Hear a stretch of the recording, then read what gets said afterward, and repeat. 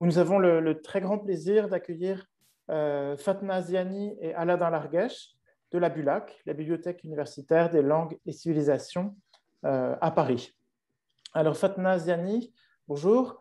Bonjour. Vous êtes chargée de collection pour le domaine arabe à la BULAC. Oui. Et Aladin, bonjour. Bonjour. Aladin Larguesh, vous êtes chargé de la formation des publics, si je ne me suis pas trompé, de tous les niveaux, donc de la licence au doctorat, Voilà. pour les nombreux publics de la BULAC.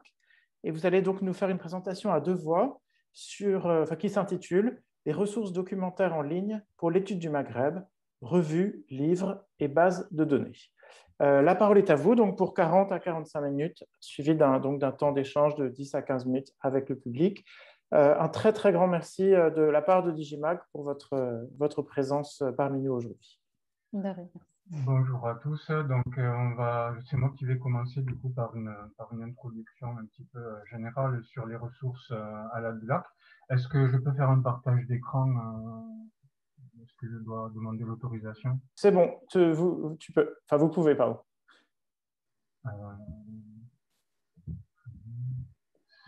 Donc, écran partagé. Vous voyez mon support? Pas du tout. Non.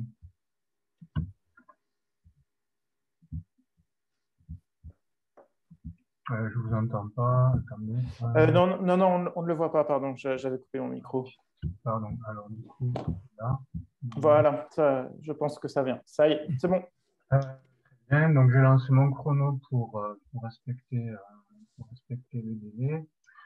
Donc, je vais vous parler des ressources documentaires pour l'étude du Maghreb, mais de manière un petit peu générale. Donc, le but de mon intervention, ça va surtout être de vous présenter un peu l'organisation générale des ressources et puis de vous donner quelques clés d'accès pour accéder aux ressources sur le Maghreb. Donc, surtout, en fait, je vais surtout vous donner des informations très concrètes en me basant essentiellement sur le support que vous voyez à l'écran.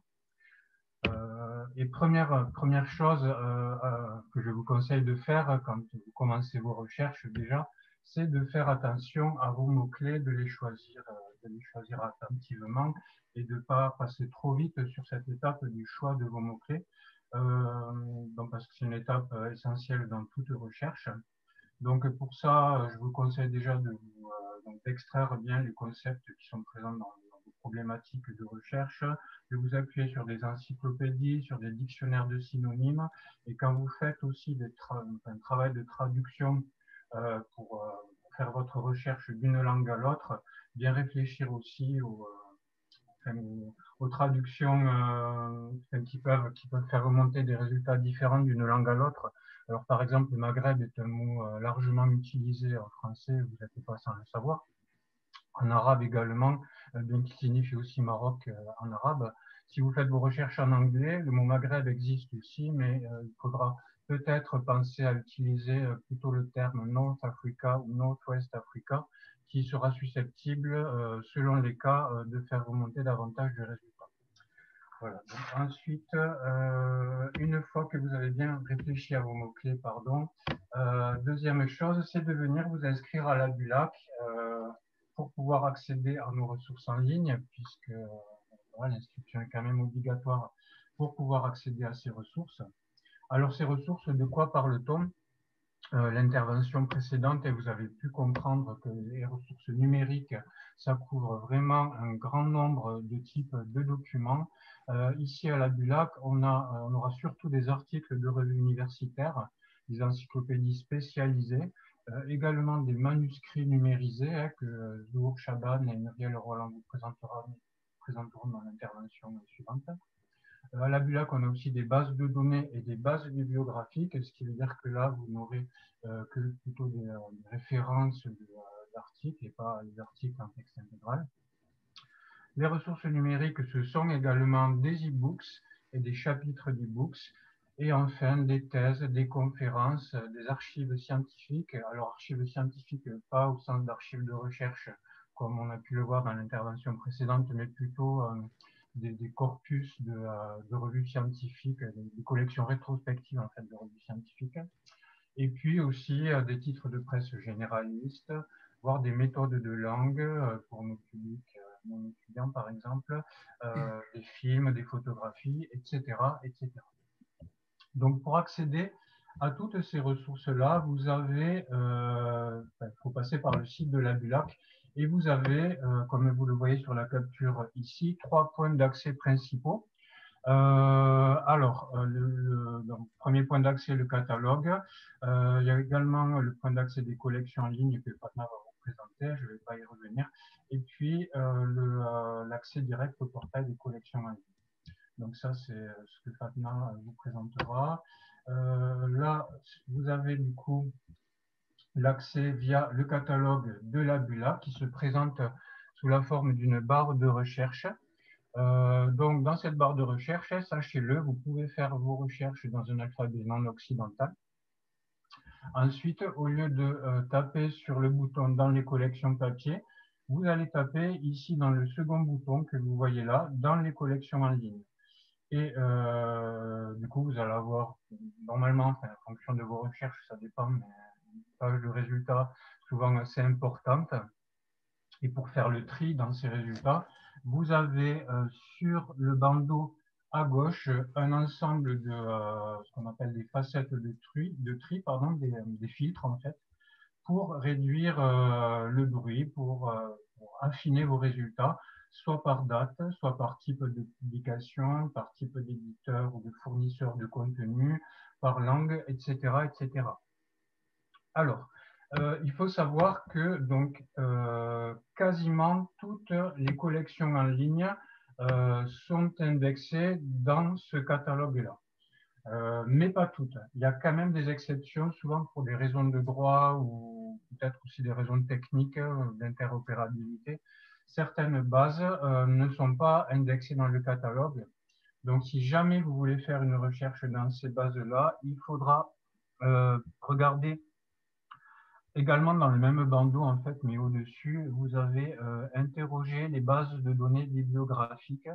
Donc, il y a notamment 2 bases ici, Index Islamicus et Middle Eastern and Central Asian Studies, qui peuvent vous concerner si vous êtes dans le domaine des études maghrébines.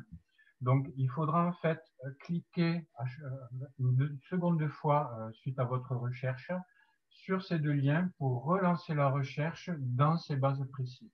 Voilà. Donc ça, il faut quand même le savoir. Donc voilà comment se présente l'interface du catalogue à la BULAC. Donc ça, c'est assez simple. Et l'avantage de cette interface-là, c'est que vous pouvez mener vos recherches à la fois dans les collections en ligne, mais également, en fonction de vos besoins, dans les collections papier. Puisque dans la même interface, vous avez aussi ce bouton-là. Donc les résultats n'apparaîtront pas dans la même page, mais vous pouvez quand même mener de front vos recherches. L'autre interface que je voulais vous montrer, c'est la plateforme éditoriale EBSCO. Donc, ça, c'est l'accès direct au portail général de collections en ligne. Alors, vous vous demandez peut-être ce que c'est la différence entre l'accès via le catalogue et l'accès via cette plateforme. Alors, EBSCO, c'est le nom de la société qui a conçu en fait le moteur de recherche pour brasser l'ensemble de nos bases et ressources numériques. Donc, si vous passez par cet accès-là, vous allez avoir un accès qui est légèrement, enfin une ergonomie qui est légèrement différente, mais les résultats que vous ferez soit dans le catalogue des collections en ligne, soit dans cette interface-là, seront normalement les mêmes. La différence, c'est que si vous passez par cette plateforme-là, vous aurez aussi la possibilité de vous créer un compte utilisateur qui vous donnera des fonctionnalités supplémentaires, des fonctionnalités enrichies, notamment la possibilité d'enregistrer vos recherches, la possibilité de créer des alertes pour pouvoir mettre en place une veille automatisée sur vos recherches, quelles qu'elles soient. Donc moi, j'avais fait une veille, par exemple, sur, j'avais tapé Tunisian Revolution. Donc il y avait possibilité soit de créer une alerte email sur ce thème-là, et ensuite donc de recevoir des résultats, nouveaux résultats automatiquement dans votre boîte email, soit de passer par un flux RSS. Il y a aussi, cette plateforme permet aussi de générer pour vos recherches un lien permanent que vous pourrez donc réutiliser et éventuellement partager avec vos collègues. Donc voilà un peu l'intérêt de cette plateforme qui se présente de manière différente que le catalogue des collections, enfin, le catalogue général de la BULAC, mais dont les résultats seront en fait les mêmes. Simplement, il faut avoir conscience que les fonctionnalités ne sont pas exactement les mêmes. Pardon, j'ai un petit peu de mal avec mon partage. Là. Donc maintenant, je vais poursuivre avec une présentation de quelques ressources généralistes qui sont indexées dans le catalogue de la BULAC, mais qui sont aussi en accès ouvert, hein, donc open édition, ça veut dire que vous pouvez aussi y accéder sans être forcément abonné, enfin inscrit à la BULAC, hein, donc simplement via une recherche Google par exemple. Simplement, le fait de passer par une inscription à la BULAC, ça vous donnera accès à, par exemple, la possibilité de télécharger des e-books en PDF, ce qui ne sera pas possible si vous passez par Google. Donc, Open Edition, pour ceux qui ne connaissent pas, c'est un portail généraliste en sciences humaines et sociales, composé de 4 plateformes différentes. Donc, il y a Open Edition Books pour les e-books, Open Edition Journals pour les revues scientifiques, également Hypothèse pour les carnets de recherche et de veille, et Calenda pour se tenir informé des séminaires, colloques, conférences qui peuvent avoir lieu peut-être sur votre thème de recherche. Donc dans Open Edition, vous pouvez faire une recherche globale sur l'ensemble du portail, mais vous pouvez aussi passer par les plateformes individuelles. Donc dans Open Edition Books, déjà, vous avez la possibilité de faire une recherche par sujet. Et à l'intérieur de la recherche par sujet, il y a un filtre supplémentaire par zone et région. Et là, donc ensuite, vous pouvez choisir Afrique et Afrique du Nord. Et là, vous allez vous retrouver avec un ensemble documentaire d'à peu près 150, de plus de 150 e-books consacrés à cette ère géolinguistique. Donc, vous pouvez passer par ce chemin de filtre, mais vous pouvez aussi faire une recherche dans l'ensemble de l'Open Edition pour peut-être faire remonter des résultats, par exemple, de chapitres d'e-books consacrés à l'Afrique du Nord, mais dans un ouvrage qui sera consacré à un thème dépassant les frontières de l'Afrique du Nord. Dans Open Edition Journals, la recherche se présente de la même manière. Vous pouvez aussi passer par cette entrée géographique, géolinguistique, pour vraiment déterminer quelles revues concerneront spécifiquement l'Afrique du Nord. Donc, moi, j'ai relevé notamment l'année du Maghreb, qui est une revue d'analyse de l'actualité du Maghreb, mais également la revue d'études des mondes musulmans et de la Méditerranée, qui est une revue d'histoire et de sciences sociales qui existe depuis les années 60 et donc il y a quand même un ancrage historique assez fort.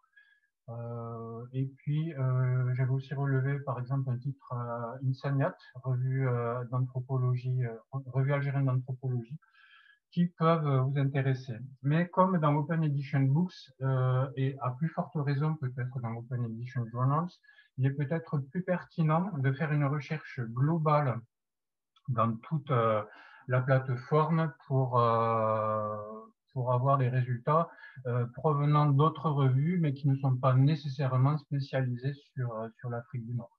Donc, par exemple, je sais pas moi, une revue sur le Moyen-Âge ou une revue sur les religions en général, pourront vous donner des résultats sur le Maghreb, par exemple des articles sur le Maghreb ou la Tunisie, sans être pour autant des revues aréales à proprement parler.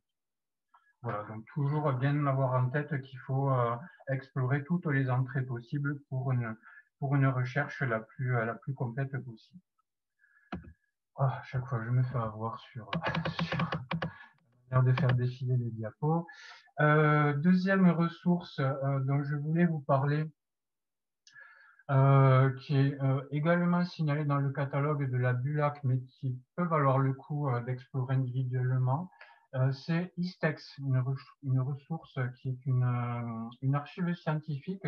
Alors encore une fois, archive scientifique, ce ne sera pas au sens d'archive de recherche à proprement parler, comme pour les fonds de la MMSH présentés dans la première intervention. Là, ça va être plutôt des collections rétrospectives de titres de revues, par exemple, ou des collections de maisons d'édition. Donc, les maisons d'édition en question, ce sont des maisons d'édition soit françaises, soit internationales, type Brill, De Gruyter ou Sage, qui ont vraiment des titres de référence très importants sur l'Afrique du Nord et le Moyen-Orient. Alors, je vais retrouver les chiffres. On a plus de 200 titres de revues dans Brill, on a plus de 750, 700 titres dans Sage. Pour Oxford University Press, ça va être plus de 200 titres de revues également. Et à chaque fois des titres de référence sur les aires Afrique, le Moyen-Orient et accessoirement sur les études hébraïques. Ça ne va pas être le sujet aujourd'hui. Istex, voilà, bon, proposer comme ça des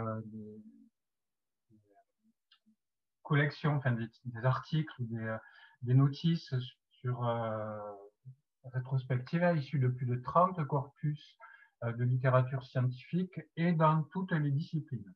Donc ça, c'est quelque chose qu'il faut bien avoir en tête quand vous faites vos recherches dans l'ISTEX.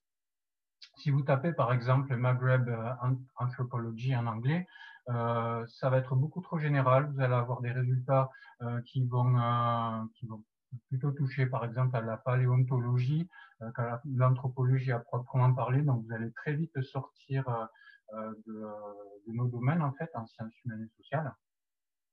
Donc toujours avoir des recherches très précises dans cette base pour faire remonter des résultats pertinents. Voilà. C'est ce que je voulais dire. Donc maintenant, ensuite, oui, il y a, en dehors de la BULAC, je voulais aussi vous parler de deux moteurs de recherche. Donc là, on est vraiment dans l'accès ouvert, l'open access, c'est-à-dire que ce sont des moteurs de recherche qui sont généralistes et auxquels vous pouvez accéder sans être forcément inscrit à la BULAC.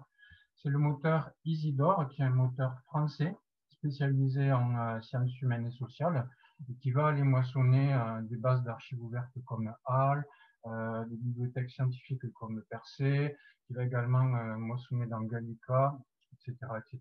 Donc, il y aura des ressources numériques sur le Maghreb. Vous pouvez aussi passer par un moteur international qui est particulièrement riche et performant. C'est le moteur base de l'université de Bielefeld en Allemagne. Donc, il faut bien retenir, si vous voulez retrouver le moteur et si vous tapez base dans Google, vous n'allez pas tomber directement dessus. Il faut bien retenir Bielefeld pour l'université qui héberge ce moteur. Et là, ça va brasser beaucoup plus large qu'Isidore, même si l'inconvénient, c'est qu'il n'y aura pas uniquement de l'accès ouvert dans ce moteur. Vous aurez aussi, parfois, il va vous basculer sur des plateformes qui en réalité sont payantes. Bon, faut le tester, ça va dépendre un petit peu de vos recherches. Moi, en l'occurrence, j'avais testé une recherche sur Ibn Khaldoun et il y avait des résultats en accès ouvert, d'autres qui ne l'étaient pas. Mais certains résultats, par exemple, qui venaient de Turquie ou d'universités en Indonésie. Donc, ça peut vraiment permettre d'élargir votre viseur en quelque sorte et de faire remonter des résultats que vous n'auriez pas eu si vous n'étiez pas passé par ce moteur. Je vais me faire avoir, désolé pour le petit. Alors, en dehors de la BULAC, toujours, je voulais quand même vous présenter aussi Gallica rapidement. Donc là, ça va être plutôt pour des documents de première main, type publication officielle, parfois des publications scientifiques, mais qui sont un peu datées, puisque ça va être plutôt des publications ethnographiques de l'époque de la colonisation notamment. Vous aurez aussi des cartes, quelques archives et sources diverses. Donc dans Gallica, il y a à peu près 8 millions de titres, de titres en texte intégral. Et comme Gallica est une bibliothèque numérique tout public en quelque sorte, c'est pas proprement parler un outil uniquement pour les chercheurs. Les entrées dans Gallica, bon, vous pouvez faire des recherches globales, mais il y a également des entrées un petit peu thématiques, donc des sélections éditorialisées qui vont vous permettre d'accéder à des ressources en fonction de thèmes spécifiques, de thèmes choisis. Et notamment, il y a une entrée aussi géographique, un petit peu comme dans Open Edition, où vous allez pouvoir accéder aux publications, enfin à des publications en fonction de l'ère géographique, donc Afrique, si ensuite vous pouvez rejoindre Afrique équatoriale française, Afrique occidentale française, donc les anciens ensembles coloniaux en fait. Et voilà, donc globalement ça peut être un point d'accès intéressant. Alors Gallica en plus a un partenariat avec le réseau francophone, la bibliothèque numérique francophone. Donc là aussi, il y aura des ressources spécifiques sur l'Afrique du Nord et le Moyen-Orient. Donc je suis à 19 minutes. Je vais en profiter du coup pour vous donner l'adresse de l'équipe, de mon équipe donc, et l'adresse des collègues de l'équipe ressources numériques, donc qui prennent les abonnements pour différentes ressources auxquelles la BULAC est abonnée. Si vous avez des questions à nous adresser, il ne faut pas hésiter à nous écrire. Je vous remercie pour votre attention.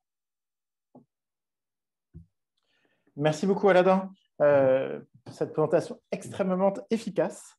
Non, j'espère que, enfin, je ne doute pas que tout le monde aura apprécié, et notamment vos conseils hein, sur la question des mots-clés, du problème de la traduction des mots-clés, voilà, quand on passe de l'anglais au français, à l'arabe, et aussi sur le problème de la précision des recherches. C'est vrai que souvent, on découvre ces moteurs de recherche extrêmement riches et on peut assez vite être noyé en fait, dans les résultats qu'on obtient si on ne fait pas enfin, il faut avoir fait une recherche suffisamment précise. Alors, on a reçu déjà quelques questions, mais je propose qu'on les pose après la présentation de Fatna. Donc, Fatna Ziani, je vous laisse la parole. Très bien, merci. Merci beaucoup. Donc, je suis Fatna Ziani et je suis la chargée du Fonds arabe à la BULAC depuis bientôt 5 ans. Donc, je m'occupe d'acquérir en fait toutes les acquisitions courantes, c'est-à-dire que je m'occupe en fait des publications scientifiques de la bibliothèque, des abonnements aux revues. Comme aujourd'hui, nous travaillons sur les ressources numériques du Maghreb, je vais surtout en fait me concentrer sur la documentation en ligne sur le monde arabe et plus spécifiquement sur le Maghreb. Donc, nous avons, comme je vais vous le montrer là sur le site de la BULAC, que vous voyez tous. Oui? Oui, ça y est, c'est bon. Merci. D'accord. Donc, recherche sur le monde arabe et connaître les ressources de la bibliothèque sur le monde arabe. Il faut donc aller sur bulac.fr tout simplement et à gauche, dans le tableau orange, cliquer sur les collections en ligne. Un menu déroulant donc se présente et il faut ensuite cliquer sur domaine Maghreb, Moyen-Orient, Asie centrale. Donc là, j'espère que vous le voyez tous.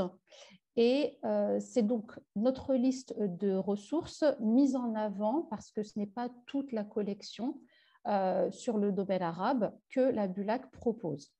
Donc là, vous voyez défiler toutes les ressources que nous proposons.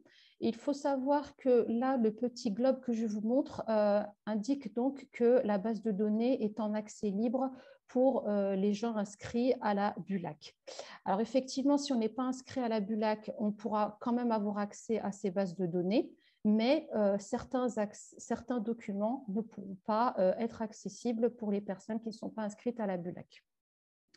Donc, comme nous allons traiter des revues, des livres et des bases de données, aujourd'hui, donc, je vais faire un focus sur les 2 grandes bases de données sur le monde arabe que la BULAC propose, à savoir Brill, c'est-à-dire cet éditeur néerlandais spécialisé dans les études aréales, et l'autre base de données que nous avons acquise cette année en 2020 qui s'appelle Ma'arifa, excusez-moi.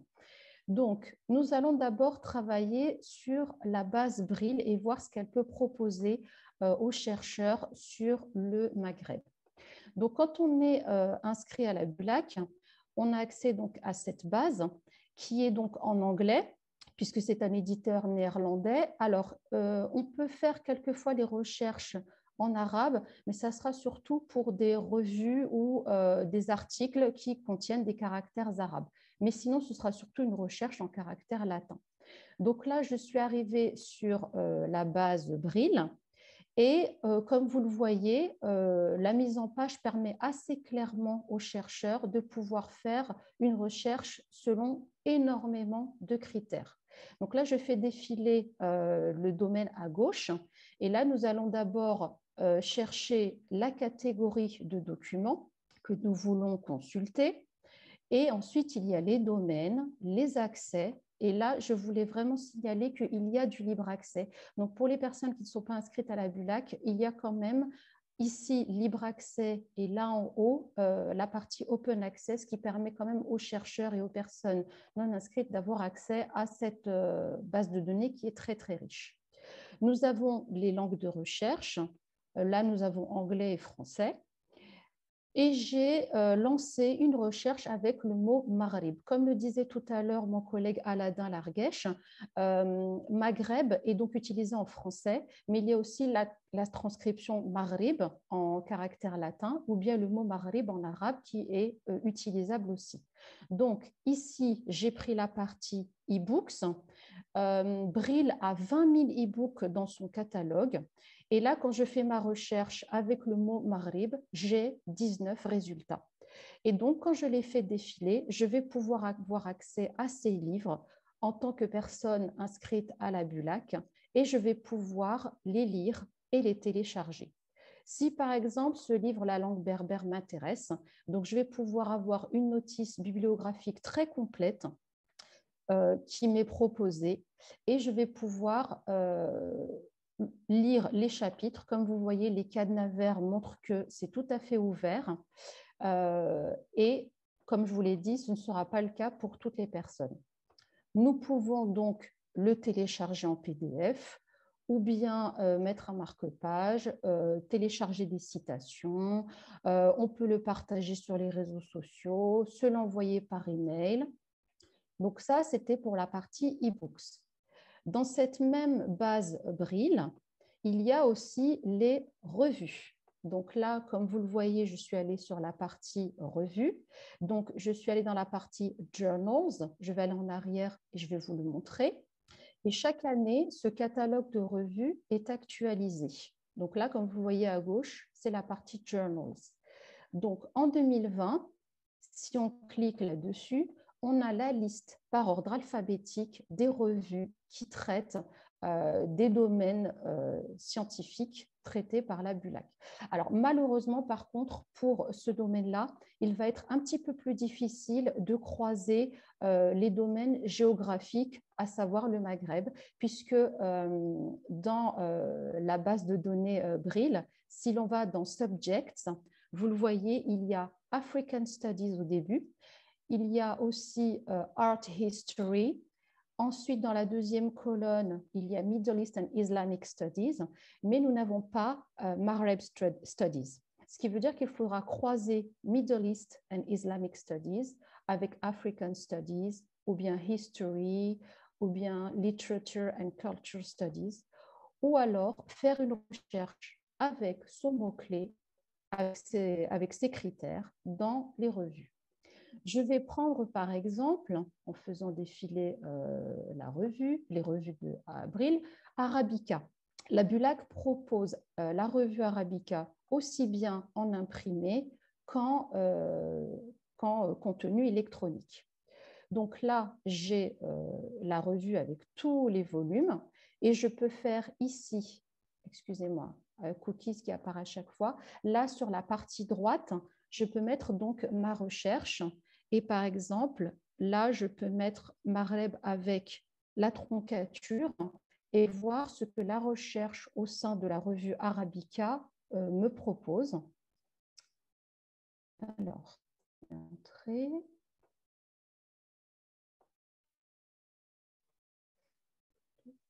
Voilà. Donc là, Maghreb a été donc mis comme mot-clé dans les articles de Arabica et j'ai donc une sélection qui apparaît. Alors, j'ai énormément de résultats, j'en ai 399 et là, donc, je peux donc ensuite sélectionner mes articles en utilisant donc, par exemple, date récent à ancien. Donc, ensuite, là, on aura par date de publication les articles qui traitent de près ou de loin du domaine Maghreb, sachant que comme j'ai mis la troncature, il est en surbrillance et vous allez avoir donc tous les articles des revues, de la revue Arabica dans Brill qui seront accessibles. Par exemple, je voudrais lire celui-ci et ce sera pareil que pour les e-books. On peut le lire ou bien on peut le télécharger. Donc, comme vous le voyez, c'est assez fluide.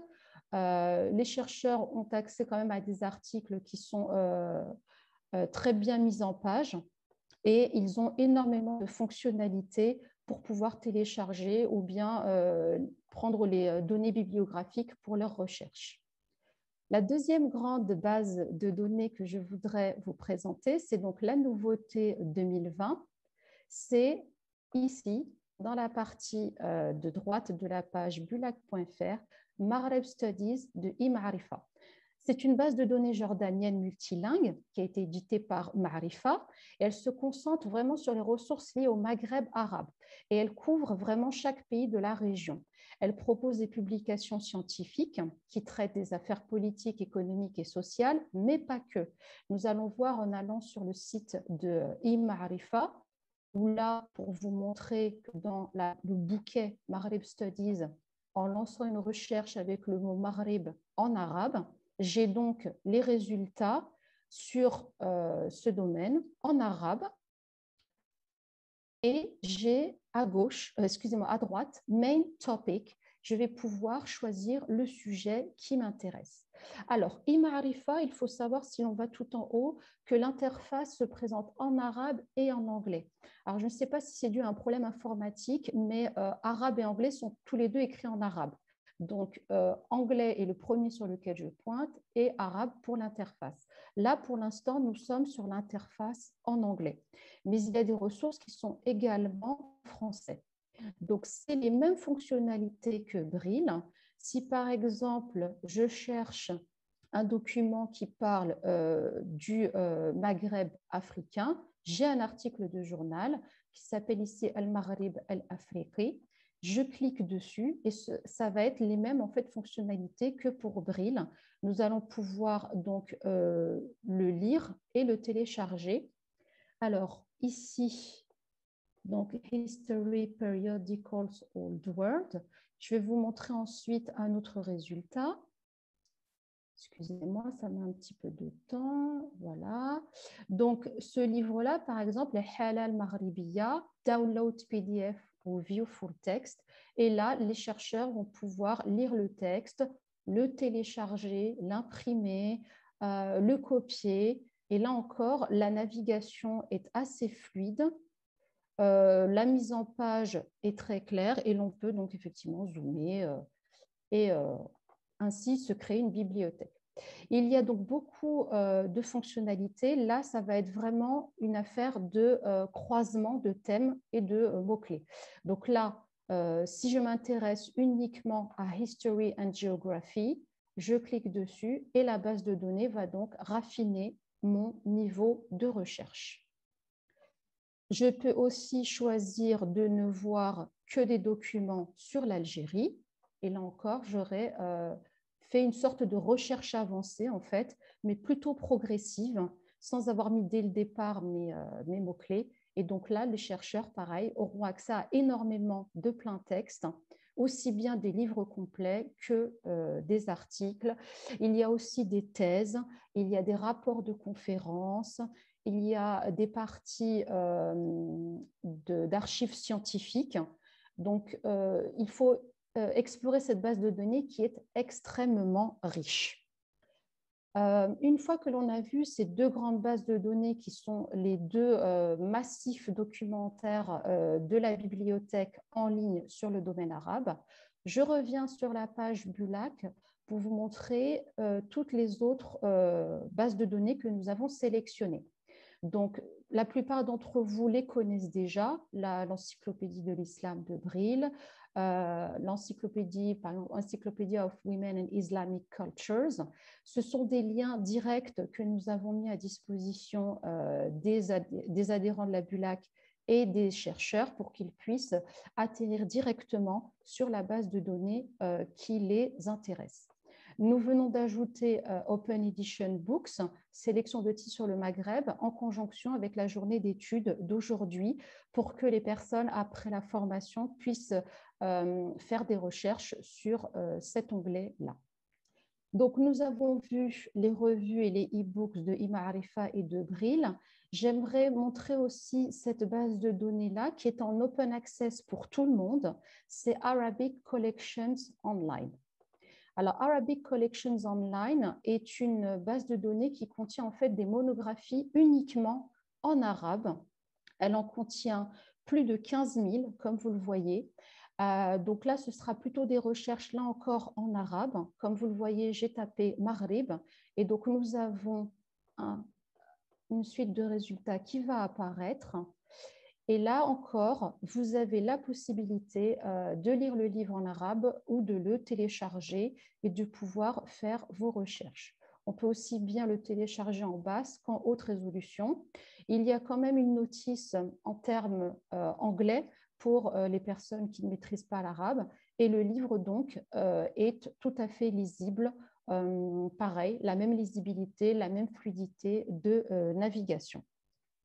Donc là encore, on a énormément de résultats. On peut aussi on peut aussi mettre des recherches avec d'autres mots, hein, Jazaïr, Libya, le nom d'un auteur, Ibrahim El-Kouni par exemple. Et là, les résultats apparaîtront de la même manière. Alors, je vais revenir sur la page de la BULAC. Donc, les catalogues sont toujours actualisés, ce qui veut dire que quand on a une nouveauté, on essaye de la mettre en accès, en focus pour que les lecteurs puissent le voir. Nous avons acheté deux bouquets dans Ima'arifa, Maghreb Studies and Middle Eastern Studies. Donc, on a essayé de couvrir au maximum la zone arabe.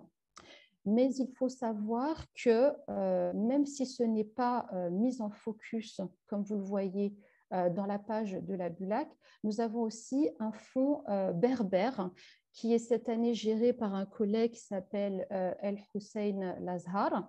Et pour l'instant, nous n'avons pas encore fait de lien vers les ressources berbères, mais nous avons pu compiler plusieurs ressources pendant le confinement notamment, et j'aimerais vous les montrer pour que vous puissiez pouvoir y accéder, sachant que la plupart sont en open access.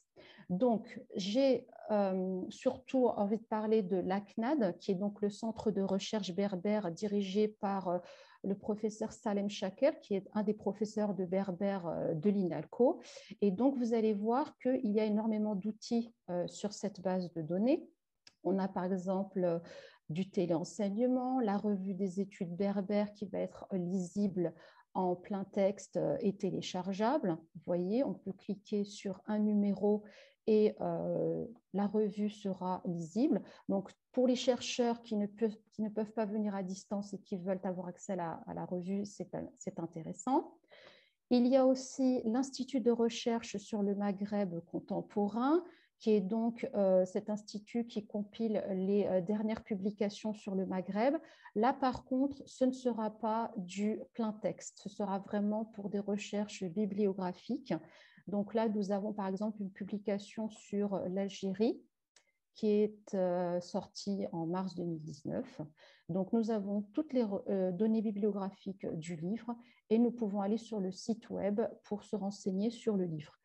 Il se peut que la BULAC l'ait, il faut faire une recherche à ce moment-là, le cas échéant. Nous avons encore d'autres bases de données que j'aimerais présenter, notamment une que nous avions repérée l'année dernière.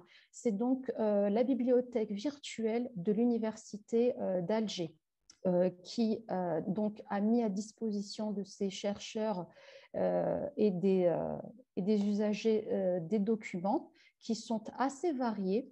Donc, si par exemple, nous allons dans Communities and Collections, vous avez donc plusieurs types de documents qui ont été numérisés ou bien répertoriés bibliographiquement. Si par exemple, je vais dans la partie ouvrages et que je fais une recherche, alors j'ai oublié de préciser que c'est uniquement sur l'Algérie, son histoire et sa civilisation. Donc là, effectivement, nous allons avoir des documents que les chercheurs pourront consulter ou bien télécharger. Là, par exemple, j'ai donc un ouvrage de l'auteur Alfred Nettement que je vais pouvoir lire ou bien télécharger. Voilà. Donc, pour d'autres bases de données que j'aimerais vous présenter, c'est là encore une que nous avons pu compiler. C'est la Global Press Archive. C'est édité par Eastview et c'est un ensemble en fait de journaux du monde arabe qui sont numérisés avec des archives qui peuvent donc remonter assez loin. Si par exemple je regarde pour Al-Farouk en Algérie, donc je vais cliquer. Nous avons donc des archives qui remontent à 1921. Donc là, les journaux sont numérisés et je vais pouvoir accéder au numéro. Là, je vais donc, par exemple, sur le numéro du 16 mars 1914 et donc j'ai le journal numérisé. Je peux naviguer dans la page du journal. On peut zoomer, ensuite on peut dézoomer. Et donc, on a accès quand même à des journaux qui sont numérisés et qui sont de bonne qualité. Pour finir, je voudrais aussi parler de certaines revues berbères qui ont aussi leurs accès en ligne ouverts. Donc, la revue Assinag, notamment, qui est disponible sur Open Edition, qui a été présentée par mon collègue Aladin Larguesh, mais qui a aussi son propre site et donc qui a les numéros et qui sont aussi lisibles et téléchargeables en ligne. Nous pouvons aussi parler d'autres revues, comme par exemple, là, ça sera juste pour vous donner le nom parce que je n'ai pas le temps de vous montrer tous les sites, mais il y a donc la revue de l'ACB, l'Association de la culture berbère, qui a aussi mis sa revue et qui est lisible en ligne sur Calameo. Donc là, ça met un petit peu de temps à télécharger, excusez-moi, mais donc là, on a un numéro de la revue Assinag qui se télécharge et que les chercheurs, voilà, pourront lire et télécharger. Dans Open Edition, il y a aussi l'IREMO, l'Institut de recherche et d'études Méditerranée, qui a aussi mis en ligne des documents qui peuvent être accessibles. Donc, pour conclure, il y a énormément de ressources sur le Maghreb et le domaine berbère du Maghreb qui sont accessibles en ligne. Nous avons essayé de compiler un maximum de ressources pour que les chercheurs puissent y avoir accès rapidement. Il y en a encore d'autres que l'on pourra rajouter. Si vous avez des questions, vous pouvez m'envoyer donc un mail. Je vous enverrai mon adresse là sur le chat. C'est fatna.ziani@bulac.fr. Nous avons donc ce catalogue en ligne qui est très riche, que nous essayons d'enrichir au maximum. Et nous sommes ouverts à toutes les suggestions et à toutes les questions des chercheurs que vous pourriez nous poser. Et nous sommes donc très heureux d'avoir pu vous présenter les collections en ligne de la Bulac. Voilà. Alors. Un très grand merci, Fatna Ziani, pour votre présentation. C'est vrai que là, on voit une richesse impressionnante de la documentation. Je pense que tout ce que vous nous avez présenté, ainsi que Alain Larguesh, sera très utile à tout le public. Alors, il y a une petite question qui a été posée qui à mon avis, mérite une réponse. Qu'est-ce que la troncature ? Alors, la troncature, c'est tout simple en fait. C'est quand on veut faire une recherche la plus large possible sur un domaine. Par exemple, je vais prendre le mot tout simplement Maghreb, puisque c'est le thème d'aujourd'hui. Je voudrais faire une recherche qui me donne des documents sur le Maghreb, les Maghrébins, la littérature maghrébine. Et donc, je vais prendre le mot Maghreb et je vais mettre à la fin de Maghreb une astérisque, tout simplement. Et là, la base de données va moissonner toutes les ressources. Et là, j'aurai donc des résultats sur Maghreb, maghrébin. Si vous voulez, je peux vous montrer une recherche sur Ima'arifa ou sur Bril. Et quand on tape effectivement un mot raccourci avec une astérisque à la fin, c'est qu'on l'a tronqué. Et donc, la base de données va nous donner plus de résultats, tout simplement, au lieu de se cantonner au mot Maghreb. Voilà. Donc, c'est ça. Donc, si vous mettez Maghreb, en fait, ça va moissonner tout ce qui est maghrébin, maghrébine, etc. Exactement, exactement. Voilà, Okay. c'est une astuce pour que l'on puisse avoir le plus de résultats possible. Merci beaucoup. C'est vrai qu'on n'a pas toujours en tête ces astuces des bibliothécaires. Alors, une autre question qui en fait est revenue plusieurs fois, à la fois dans le chat et dans les questions-réponses, hein, c'est comment est-ce qu'il est possible pour des doctorants, des chercheurs qui sont à l'étranger, est-ce qu'il est possible pour eux de s'inscrire à la BULAC à distance? Alors, à un moment donné, ce fut possible. C'était pendant le premier confinement de mars à juin 2020, parce qu'effectivement, personne ne pouvait venir à la bibliothèque puisqu'elle était fermée. Alors, malheureusement, comme le confinement a un peu fini, c'est-à-dire que la bibliothèque a rouvert depuis septembre 2020, il faut quand même s'inscrire maintenant physiquement, c'est-à-dire venir à la bibliothèque pour finaliser son inscription. Elle se fait en 2 étapes. Il y a une préinscription en ligne et ensuite on doit venir à la bibliothèque pour s'inscrire. Il suffit de venir une fois, l'inscription sera faite et là on aura accès à vraiment tout le catalogue de la BULAC. Comme je vous l'ai dit tout à l'heure, par exemple dans la base Bril, si on est inscrit à la BULAC, on a tout simplement accès à plus de contenu que si on n'était pas inscrit. Ce n'est pas non plus le double, par exemple, c'est-à-dire que quelqu'un inscrit à la BULAC n'aura pas 2 fois plus de documents sur la base Bril, par exemple, qu'une personne non inscrite. Donc, même si on n'est pas inscrit à la BULAC, on a quand même accès à énormément de ressources, puisque, comme je vous l'ai dit, les bases de données ont une partie souvent qui est en open access. Donc, quelqu'un qui n'est pas inscrit, qui est doctorant, qui va avoir accès à Bril, il tape Bril Online sur Google et il accédera à la base en ligne. Effectivement, il n'aura pas tous les livres et toutes les revues que la bibliothèque propose en ligne, mais il aura quand même accès à une bonne partie de la base de données. Et pour la BULAC, c'est pareil, il y aura effectivement des accès qui sont possibles. Malheureusement, c'est comme tout le temps en crise sanitaire, on ne pourra pas accéder à absolument tout. Merci beaucoup. Je sais que par ailleurs, la BULAC est très sensible à tout ce qui est, à toutes les questions de la science ouverte. Donc, j'imagine que vous faites votre maximum pour que le plus possible de données soient accessibles à tous. Oui. Mais bon, c'est vrai qu'il y a des... Quand c'est Bril, par exemple, il y a des intérêts économiques en jeu qui ne permettent pas de donner ça à tout le monde. Oui. Effectivement, oui.